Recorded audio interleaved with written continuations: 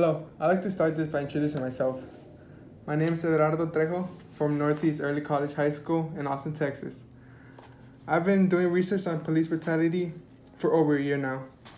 I have found that police brutality can cause pain, trauma, and damage the mental health of victims who have experienced police brutality. Not only this, but it has caused an issue of mistrust between the people and the police department. That's when I decided to take action and found the independent socialist group that was fighting police brutality. I was very intrigued by the speaker, Hassan, that spoke during the public meeting on the 18th. This led me to wonder, how do you choose the representative to speak out during these public meetings? Yeah, totally. So just to introduce myself real quick, my name is Jai. I'm a member of the Independent Socialist Group, or ISG for short. And this particular meeting was centered around sort of kind of drawing a connecting line between police brutality in Nigeria and their recent struggle and movement called #EndSARS, which is SARS is the acronym for a very prominent and sort of essentially their equivalent of SWAT there. That they were attempting to that has a long history of various kinds of abuse, both sexual and physical, of citizens, and harassing people, etc.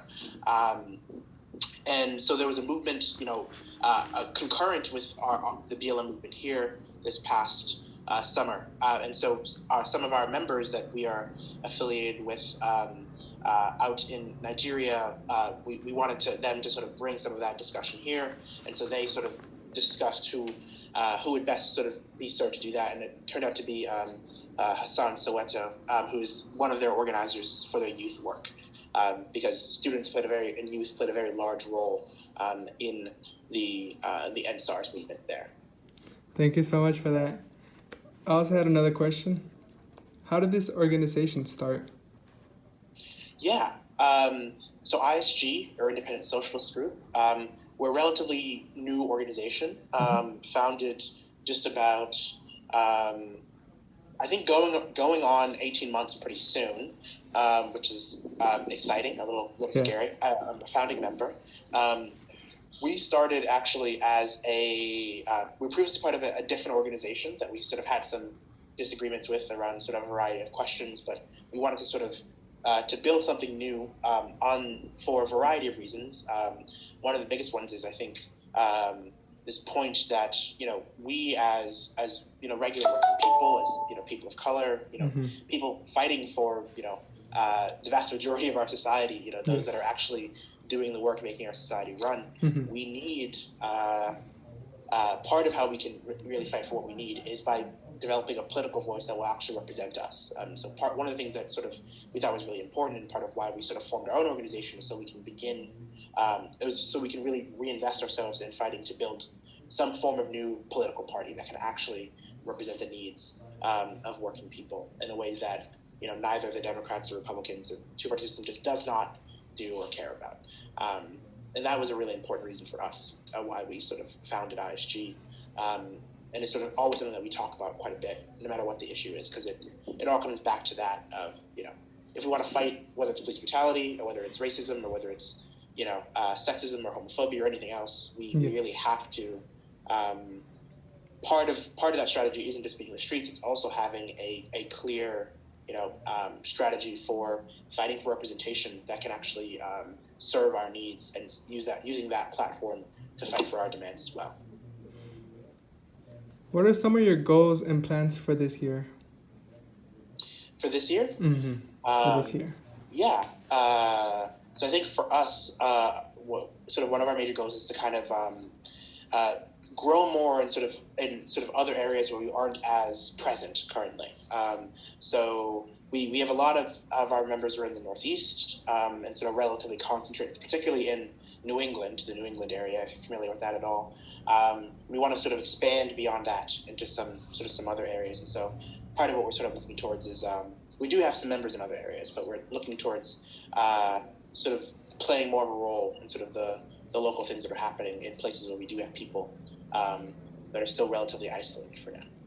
What are some of the locations your members, like, where they're located at?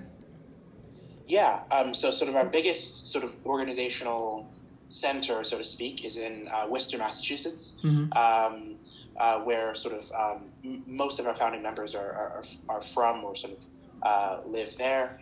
And we've sort of expanded, especially this past year, over sort of throughout the sort of the struggle for the Black Lives Matter uprising. Some members out in Boston, a couple in New York City, one in Florida, and one in Georgia, and sort of a few more sort of scattered throughout the country, but mostly concentrated in the Northeast with some other members in New Hampshire and Maine, etc. What are some things that you and the Independent Socialist Group have done to spread awareness about police brutality? Yeah, so sort of since this past year, you know, when sort of Black Lives Matter was sort of over this past summer was a much more sort of on the ground sort of mass movement that was really across the country. We played a large role in helping to sort of organize many of the rallies that were happening in areas where we were present, particularly in Worcester, but also in helping to sort of put forward our ideas and sort of be bodies in the room, so to speak, whether the literal room of a rally outside or the virtual Zoom room, to raise demands around majorly defunding the police and investing those funds in things that can actually, systematically solve many of the problems that create crime. The biggest one being poverty and sort of a lack of resources, as well as doing what we can to sort of to kind of encourage people to come to sort of the conclusions that we think are ultimately important. Right? Is that police brutality, racism, all these things they're all sort of ultimately connected to this broader system of capitalism, of sort of a system that is oriented, its priority is around profit rather than human need, and that kind of really does precipitate so much of what is wrong with our society. Have you personally been affected by police brutality?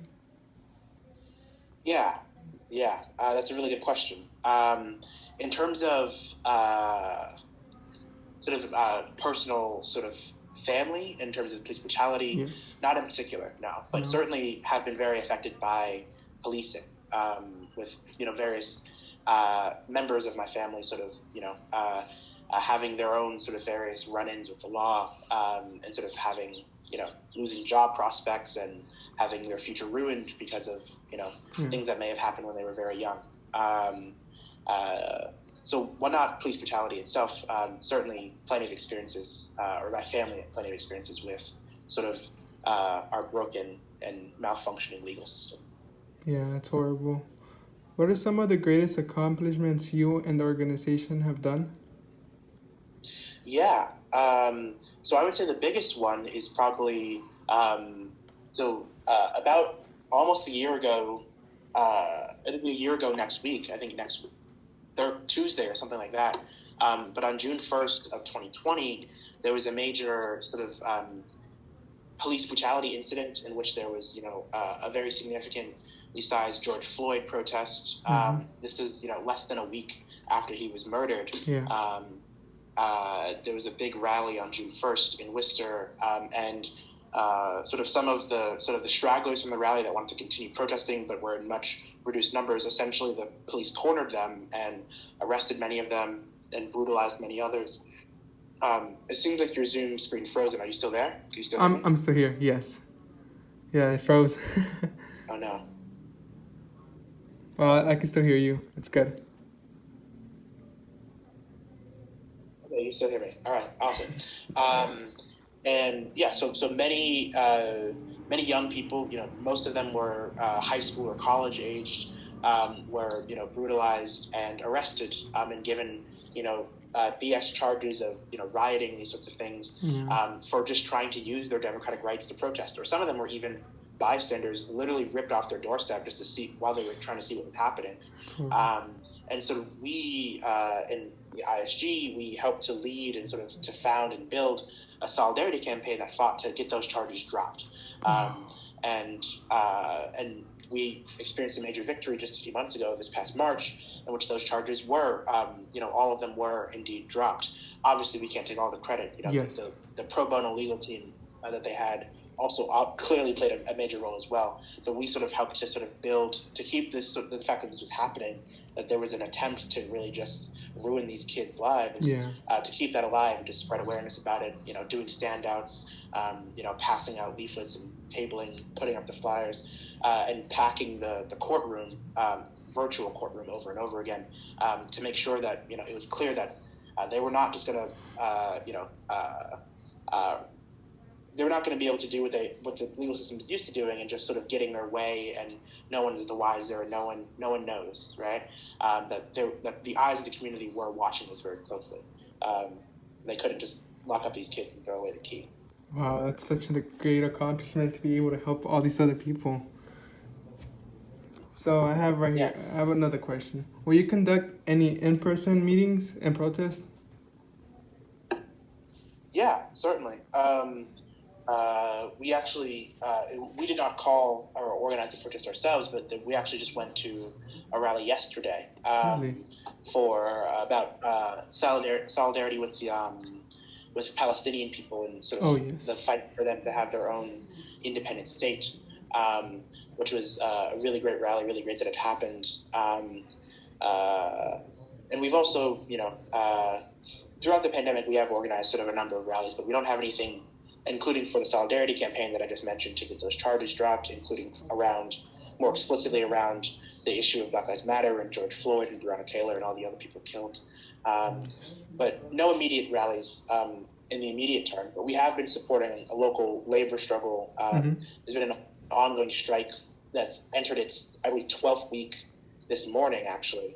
A strike of local nurses fighting for safe patient staffing and patient safety at their hospital. That's been, just trying to completely gain hyper profits off of them, even despite the pandemic. And they're currently fighting around that battle. Again, going into their 12th week of their strike today. So yeah, we've been supporting that on the ground and through the strike fund and whatnot. So that's another example of some stuff we've been doing. What other problems does the independent socialist group fight for? Like, what other causes? Yeah. Well, the short version is everything, sort of. Everything that's wrong. Yes. Because, for us, like I said earlier, we really, all of this is sort of, there's a continuity here, right? All of this, none of this is sort of separate. Whether it's, the for-profit healthcare system currently trying to break the back of the union, in our